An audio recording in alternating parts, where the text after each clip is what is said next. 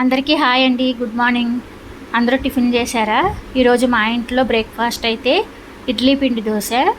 ఇడ్లీ పిండి దోశలో ఉల్లిపాయలు, పచ్చిమిరకాయలు, క్యారెట్ తురుము వేసాను. ఇలాగైతే పెద్దోళ్ళు తింటారు కదా. ఇంకా చిన్నపిల్లల విషయానికి వస్తే వాళ్ళు ఉల్లిపాయలు, పచ్చిమిర్చి తీసి పక్కన పెడతా ఉంటారు కదా. అలాంటి వాళ్ళ కోసం ఓన్లీ క్యారెట్ వేసి దోశ అయితే వేసాను. పిల్లలకి ఇలా కనుక పెడుతూ ఉంటే టేస్టీగా ఉంటుంది, హెల్తీగా ఉంటారు. క్యారెట్ అంటే ఇష్టం లేని వాళ్ళు కూడా ఇలా తింటూ ఉంటారు.